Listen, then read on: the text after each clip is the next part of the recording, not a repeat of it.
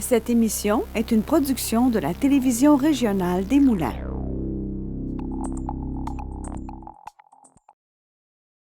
Bienvenue à votre bulletin régional du 8 février. En manchette, le Centre de services scolaires des affluents lance son PVER, un appel à projet pour favoriser le rattrapage scolaire, un grand parc régional pour la MRC de Montcalm, le mois de l'histoire des Noirs bat son plein, lumière sur l'organisme Albatros Lanaudière.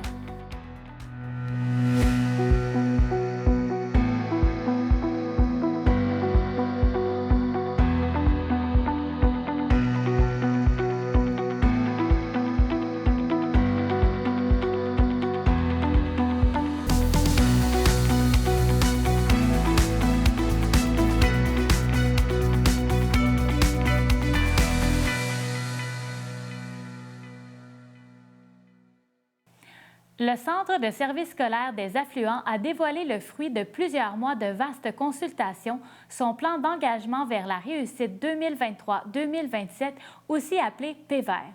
Quelques 150 personnes étaient rassemblées à l'occasion du lancement de cet important outil de planification collaboratif. Nous sommes le 5e plus grand centre de services scolaires au Québec. On est le 2e plus grand employeur de Lanaudière. On travaille fort pour réussir dans nos 72 écoles et centres de formation. Nous sommes le centre de services scolaires des affluents.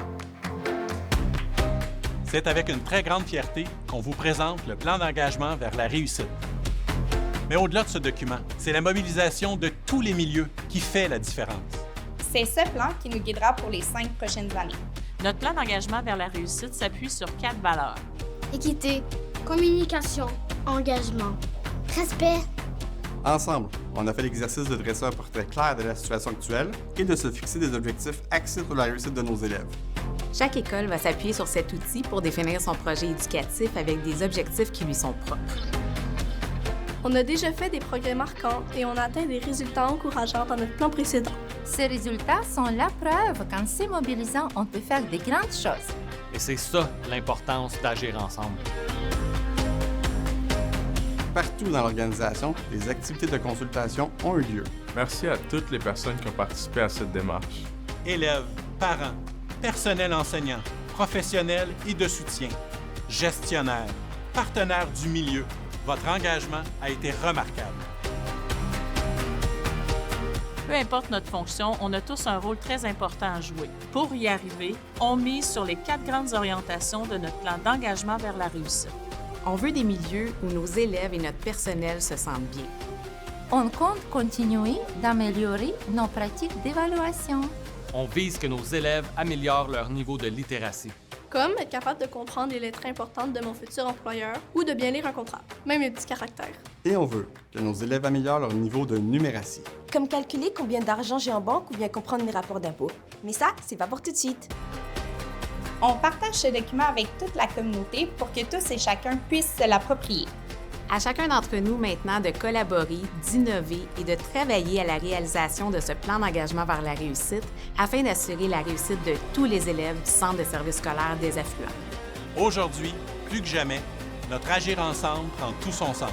Merci de vous engager envers notre réussite. Merci. Merci. Merci. Merci. Merci. Merci.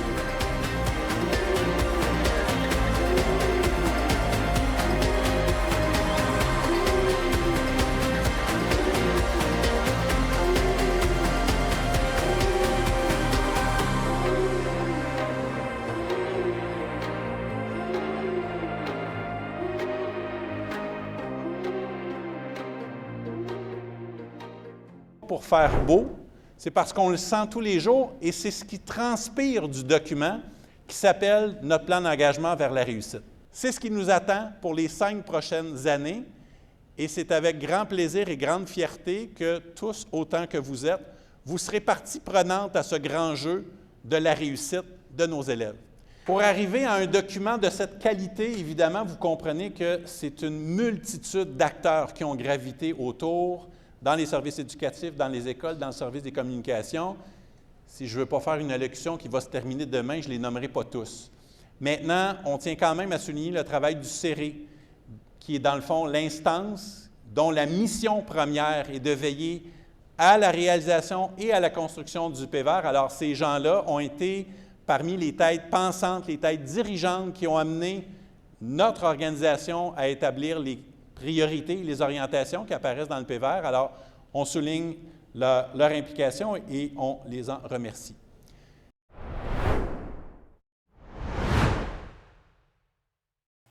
La grève des enseignants du secteur public qui a eu lieu avant Noël a entraîné un retard scolaire chez les élèves.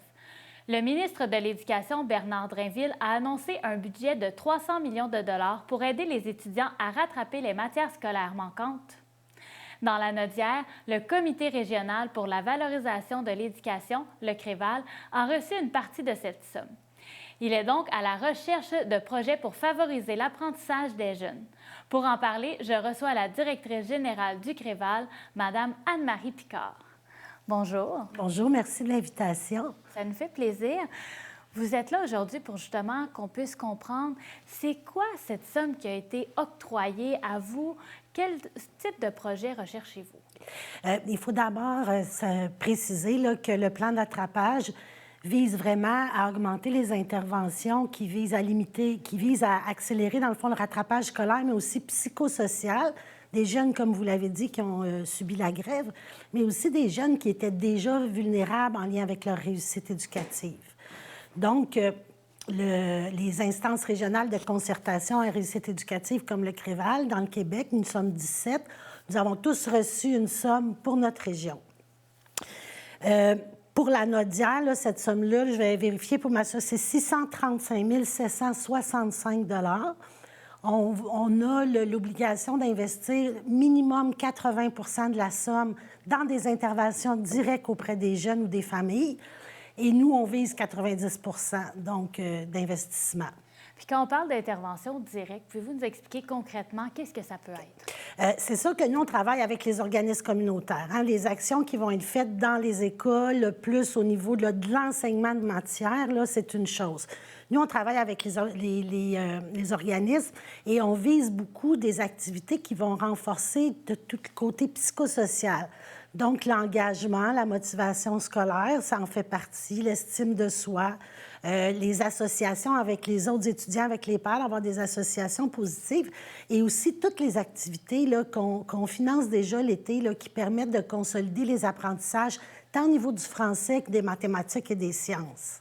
Parce que dans la Nodière, les jeunes n'ont pas manqué tant de jours d'école que ça. Fait que ça vous permet justement de pouvoir les aider davantage. Oui, oui. Qui sont vulnérables. Effectivement, c'est un excellent levier. Puis, tu sais, vous avez dit quel genre de projet, par exemple. On finance actuellement là, une quinzaine de projets dans les écoles cette année. Donc, ce qu'on a demandé à nos promoteurs, êtes-vous capable de prolonger ces projets-là pendant l'été en y ajoutant une petite variable plus ludique? Tu sais, parce que l'été, c'est pas fait pour aller à l'école nécessairement. Donc, on veut que les jeunes puissent développer ces compétences-là. On veut renforcer les déterminants de la persévérance scolaire dont je vous ai parlé, mais par le jeu, puis beaucoup aussi faire en sorte que les jeunes qui vont faire une transition vers le secondaire développent déjà des amitiés, des connaissances de l'école et tout ça. Parce que ça, c'est important aussi pour la réussite scolaire, d'avoir ces amitiés-là. Puis en même temps, l'école, durant 2 mois, c'est quand même une longue période de temps où on ne va pas faire aucun apprentissage, qu'on ne va pas, en fait, réviser ce qu'on a appris. Donc, c'est quand même facile d'oublier. Bien, ça, on appelle ça la perte d'acquis scolaire. C'est un phénomène qui est généralisé. Tout le monde, là, même les meilleurs élèves, quand tu arrives en septembre, ton premier cours de mathématiques, là, moi, c'était ça. Là, je dis, OK, on va se remettre à... Mais on finance déjà, puis là encore, là, c'est au-dessus d'une quinzaine de projets l'été qui limitent les pertes d'acquis scolaires pendant l'été. Puis on essaie de cibler des jeunes qui sont plus vulnérables pour participer à ces activités-là. Avec le plan de rattrapage du ministre Drainville, on a développé un lien de communication direct avec les centres de services scolaires. Les centres ont eu à identifier leurs élèves plus vulnérables, puis à informer les parents. Fait qu'on va se servir de ces canaux de communication-là aussi pour parler des projets qui ont lieu l'été, pour faire en sorte que le plus de jeunes y participent possible, puis que les investissements touchent les jeunes qui sont plus vulnérables. Et est-ce que vous êtes présentement à la recherche d'autres partenaires qui pourraient soumettre des projets? Bien, nous, on a été rencontrés par le ministre pendant les vacances de Noël. Fait que depuis le retour, là, le 8 janvier, on travaille des projets en co-développement avec certaines organisations pour répondre aux besoins que les centres de services scolaires nous ont dit. Par exemple, là, on est en train de développer un projet d'intervenants communautaires scolaires. On veut faire des pilotes dans chacun des centres de services scolaires. On travaille aussi, comme je vous le disais, avec nos promoteurs de projets, mais on a quand même envoyé une infolette à tout le monde parce qu'on se disait que les villes et municipalités pourraient aussi contribuer. Des organismes qui habituellement n'ont pas nécessairement de projet en réussite éducative. Je pense aux maisons d'aînés ou la maison de grands-parents de Joliette va déposer des projets dans le cadre du plan de rattrapage. Donc, l'idée d'appeler d'autres organismes, c'est aussi parce qu'on veut essayer de rejoindre le plus d'organismes possible puis avec qui on n'était peut-être pas habitué de travailler. Donc, on a fait tout ce travail-là aussi déjà. Et on a fait un appel à des partenaires parce qu'actuellement, on a 2 autres appels à projets là, en cours dans notre organisation. Fait que c'est pour ça que celui-ci, on le travaille plus en co-développement. Et la semaine prochaine, c'est la semaine de la persévérance scolaire. Je veux absolument qu'on en parle. Comment on peut rattacher les jeunes? Là? Comment on peut faire pour les accrocher qui restent à l'école? Bien, il y a c'est prouvé, là, les encouragements qu'on offre aux jeunes, là, ça fait une différence. Puis pour certains, ça peut être des belles histoires. Là, pour certains, ça peut être déterminant. Fait que moi, ce que je dis, c'est encourager les jeunes qui sont autour de vous à poursuivre leurs études. Aidez-les à, des fois, à reconnaître leurs forces. Tu sais, on se connaît mal ou on se voit mal, des fois. Donc, si on trouve qu'un jeune a des talents dans quelque chose, bien, de le relever. On parle des employeurs aussi, parce qu'il y a beaucoup de jeunes qui travaillent dans notre région. Donc, vos étudiants travaillent. De questionner sur les études, comment ça va, c'est quoi leur aspiration scolaire ou professionnelle. Tu sais, un emballeur, par exemple, ou une caissière dans une épicerie qui étudie pour être comptable, les épiceries en ont des comptables. Fait que si tu as un étudiant qui est un bon travailleur, il partage les valeurs de ton organisation, comme employeur, tu sais à quoi il aspire comme travail, bien, faire prendre conscience qu'ici, on en engage, faire rencontrer la personne ça, pour parler de son métier, tout ça, c'est une façon aussi d'aider à ce qu'ils nourrissent leur motivation. Parce qu'on ne peut pas motiver quelqu'un. La motivation, ça vient de nous-mêmes. Mais en recevant des encouragements, en ayant un miroir un peu de nos talents, en développant des connaissances sur des métiers qui nous attirent déjà, ça aide à nourrir la motivation des jeunes. Puis ça, c'est pas juste pendant les journées de la persévérance scolaire, là, c'est tout au long de l'année. Puis exactement. Puis justement, le travail, des fois, on le voit de façon négative, mais c'est pas que négatif. Un jeune qui travaille peu, ce que j'entends quand vous me parlez, c'est vraiment... Ça peut l'amener à ouvrir ses horizons et à vouloir aller plus loin, puisqu'il gagne en autonomie, puis il fait des découvertes en même temps. Oui, effectivement, vous avez totalement raison. Travailler apporte beaucoup d'avantages aux jeunes. Ce qu'il faut surveiller, c'est qu'ils ne travaillent pas trop, que la réussite éducative reste la priorité. Fait que l'employeur, encore là, a un bon rôle à jouer pour rappeler ça aux jeunes avec qui il travaille. Puis c'est à son avantage aussi, parce que notre population adulte est sous-scolarisée dans la Naudière. Fait que si on veut avoir des bassins de main-d'œuvre qualifiés, si les employeurs veulent avoir des gens qualifiés pour travailler dans leur entreprise, bien, il faut qu'ils contribuent là, à l'alimenter en encourageant ceux qui sont déjà en formation à les poursuivre, à terminer leur formation. Bien, merci beaucoup. Donc, on prend en note tout ce que vous nous avez dit concernant la semaine de la persévérance scolaire et on encourage nos jeunes. Puis cet été, il y aura des beaux projets pour eux afin qu'ils puissent continuer leur apprentissage. Et merci. Puis toutes les informations se trouvent sur le site du CREVAL. Donc, vous pouvez aller fouiller là. Vous allez avoir des heures d'amusant. Merci beaucoup. Merci.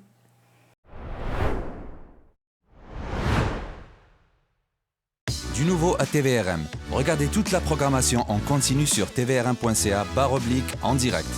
Que vous soyez fan de musique, de culture ou d'actualité, ne ratez pas cette chance de suivre les événements et les personnalités de votre région. J'ai le plaisir d'animer Fibre E, qui a pour but de vous dévoiler le portrait d'entrepreneurs d'ici. Chaque semaine, j'ai l'opportunité de m'entretenir avec des entrepreneurs qui possèdent tous des parcours différents. On découvre ensemble les diverses facettes de leur personnalité, leur motivation, les défis et bien sûr la passion qu'ils ont pour l'entrepreneuriat. Qui sait, ça vous donnera peut-être l'envie de vous lancer vous aussi dans l'aventure. Je vous donne donc rendez-vous chaque semaine, ici même sur Ma TV Lanaudière. Soyez-y. Les productions vidéo Don Quichotte. Une vidéo pour votre entreprise. Un studio tout équipé, spécialisé. Vos valeurs, votre organisme. Nous avons aussi le service de drone qui vous permettra de prendre des plans de vue les plus spectaculaires. Ainsi que notre service de streaming web pour prendre vos directs. Rapide, unique, Don Quichotte. Créons ensemble la vidéo qu'il vous faut. Rendez-vous sur le site de tvrm.ca. Consultez votre programmation, vos émissions et l'actualité dans Lanaudière. Si vous désirez revoir ou si vous avez manqué un épisode, n'ayez crainte, toutes vos émissions se retrouvent sur notre site Internet. Vous pouvez désormais vous inscrire à l'infolettre pour recevoir les dernières nouvelles. Ne manquez pas votre bulletin en direct le mardi et le jeudi midi pour être informé de tout ce qui se passe dans votre région et plein d'autres émissions sur votre communauté. La télévision régionale des Moulins, pour voir et être vue.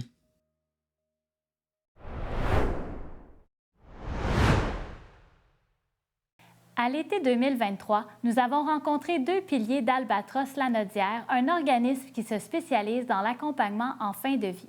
C'est aujourd'hui que nous vous présentons Chantal Morin, coordonnatrice, et Julie Dubé, vice-présidente et formatrice d'Albatros Lanaudière. Un reportage qui mettra un peu de soleil dans votre journée.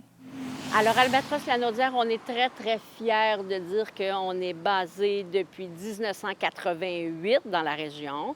Donc, avant, on était Albatros 14 et depuis 2018, on est maintenant fédéré avec le mouvement.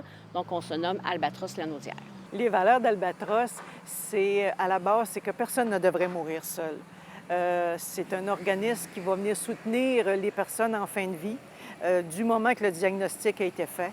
Ils peuvent téléphoner à Albatros puis demander de l'accompagnement. Donc, la personne peut être accompagnée, la personne en fin de vie peut être accompagnée chez elle, à domicile, en CHSLD ou à l'hôpital. Et par la suite, jusqu'à la fin, on va soutenir aussi les familles. On a le service de répit. Donc, le service de répit, c'est pour donner la chance aux familles de prendre du temps pour eux.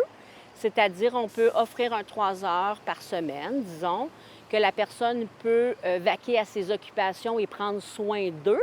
Parce que quand on est un proche aidant, ça demande énormément d'énergie. Ça, c'est un type de service. On peut aussi être une personne qui fait un accompagnement téléphonique avec la personne qui souhaite avoir des accompagnements à distance. On a aussi le service d'accompagnement à domicile ou en CHSLD pour les gens en fin de vie. Et on forme aussi des groupes d'endeuillés. Notre organisme, vu qu'on est un OSBL, donc notre principal bailleur de fonds, c'est sûr que c'est les subventions du gouvernement. Donc, c'est géré par un conseil d'administration. On a 2 employés, une coordonnatrice et une adjointe qui travaillent pour nous. Et nous avons une 40aine de personnes membres sur la liste, mais nous avons une 30aine de membres bénévoles actifs. Beaucoup de nos bénévoles sont des gens qui sont pré-retraités ou qui ont une retraite, mais il y en a qui travaillent toujours. Mais c'est surtout des gens qui ont une sensibilité par rapport à l'humain et qui vont demander, justement, à un moment donné, de mettre ça dans leur vie, faire une formation pour accompagner. Ce qui est extraordinaire, c'est que la formation, c'est une formation qui est approuvée par les centres de services. Donc, les gens qui veulent faire de l'accompagnement en soins palliatifs doivent passer par la formation du 36 heures pour aller œuvrer au niveau des centres de services. Ça, c'est une chose.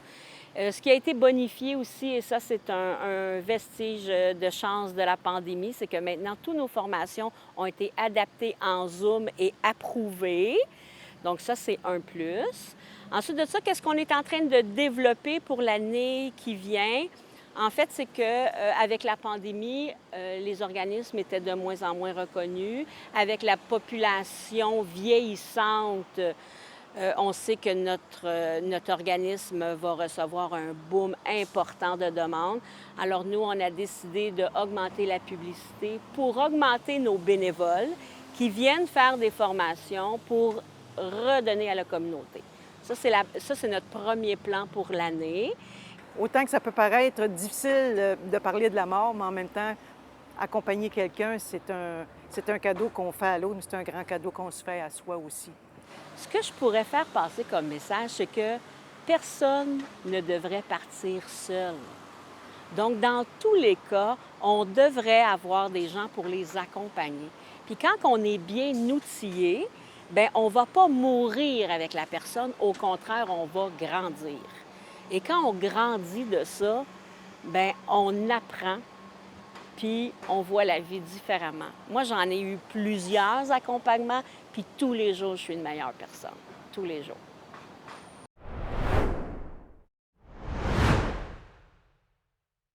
Le lancement du mois de l'histoire des Noirs dans l'Anaudière a rassemblé toute une diversité de gens jeudi dernier à Repentigny. Notre collaborateur Charles Lantier y était. Je me retrouve au théâtre Alphonse Desjardins de Repentigny pour le lancement du mois de l'histoire des Noirs dans l'Anaudière. J'ai pu m'entretenir avec la porte-parole des festivités, Myriam Jean. Cette année, j'ai été très honorée lorsqu'on a fait appel à moi pour être porte-parole pour le mois de l'histoire des Noirs dans l'Anaudière. De nos jours, les gens sont très axés sur leur téléphone, ordinateur et tout, mais on veut ramener un peu les gens à l'essence de l'art et de la culture, les faire redécouvrir tout cet aspect-là.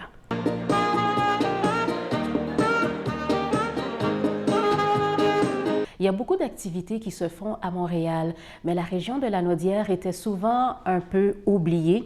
Alors, cette année, on a voulu mettre un accent tout particulièrement sur l'Anaudière pour expliquer l'histoire, qu'est-ce qui s'est passé et vers où on s'en va. Donc, le regroupement La Caille existe depuis les 15 dernières années et depuis les 8 dernières années, il y a le mois des Noirs dans l'Anaudière. Donc, on va avoir accès à toutes sortes d'activités. Il va y avoir des programmes pour les enfants, des programmes littéraires pour les enfants, des programmes d'art aussi pour eux.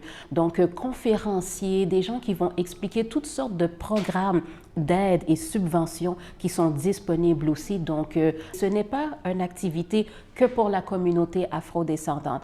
Je veux que les gens comprennent bien ça. C'est vraiment pour toute communauté. À partir d'aujourd'hui, le 1er février jusqu'au 2 mars, beaucoup d'activités. Les gens ont juste à aller voir le site Internet moisdesnoirsdanslanaudière.org et ils vont voir tous les événements disponibles.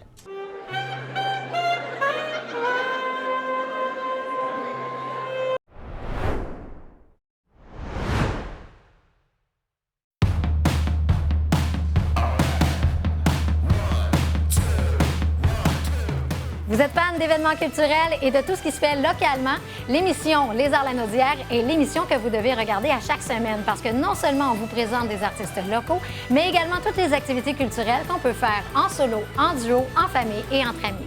Bienvenue à Les Arts Lanaudière.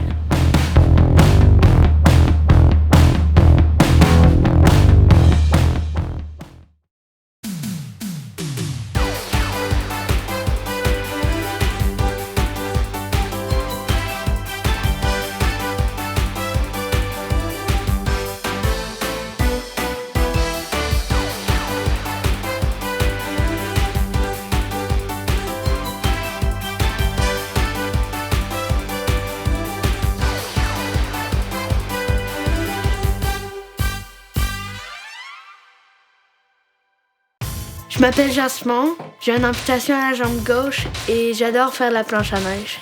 J'ai un grizzly sur ma prothèse parce que quand j'ai vu le dessin, j'ai comme vraiment fait « Wow, il me le faut sur ma prothèse ». Quand les gens me demandent c'est quoi qui est arrivé à ta jambe, ben, je leur dis que je suis née comme ça. Puis je leur dis que c'est pas ce qui m'empêche de faire le sport que j'aime. C'est vraiment grâce aux amputés de guerre si je peux faire de la planche à neige. Donc ce que j'aimerais dire, c'est un gros merci. Rendez-vous sur le site de tvrm.ca. Consultez votre programmation, vos émissions et l'actualité dans l'Anaudière. Si vous désirez revoir ou si vous avez manqué un épisode, n'ayez crainte, toutes vos émissions se retrouvent sur notre site Internet. Vous pouvez désormais vous inscrire à l'infolettre pour recevoir les dernières nouvelles.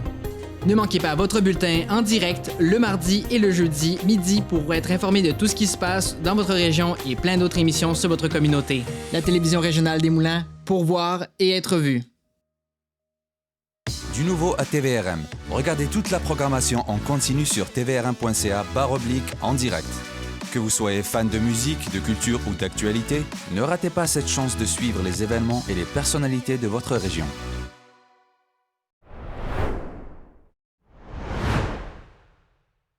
Vous Vous allez voir que notre MRC, c'est une MRC dynamique, renouvelée, et j'en suis extrêmement fier de notre MRC.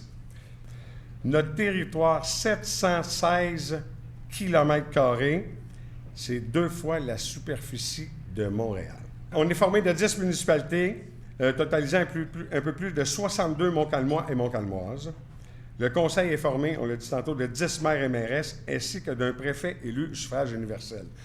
Donc, la réalité de notre territoire urbaine, forestière et agricole.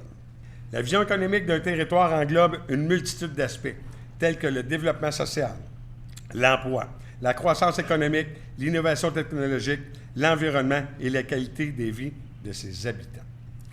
Comme vous pouvez le constater, une vision économique, c'est un amalgame d'aspects. Et en ce sens, je vous présenterai le note sur les aspects de développement économique, développement social, l'aménagement du territoire et le transport. Nos actions d'un service à l'autre sont tous interconnectées. Je vais vous parler du parc régional de la MRC de Montcalm. C'est 14 km, c'est 2000 terrains de football, plusieurs milieux humides et hydriques, dont 2 lacs naturels, lieux d'habitat d'espaces fauniques diversifiés, pavillons d'accueil, parcours culture, sentiers pédestres. Sentiers pédestres, nous aurons plus de 14 km de sentiers pédestres, sentiers de ski de fond et de raquettes, plus encore une fois de 14 km de sentiers de ski de fond et de raquettes. Les travaux d'aménagement ont débuté à l'automne dernier et se poursuivront tout au long de 2024. Nous avons effectué des démarches pour que le parc soit développé avec des subventions et non l'argent direct à même les quotes-parts de la municipalité. C'est un total de pratiquement 900 000 $. Voici pour clore le dîner-conférence une capsule vidéo de notre parc régional afin de vous présenter toute la richesse hydrique et faunique que la MRC de Montcalm rendra disponible à l'ensemble de la population en 2025.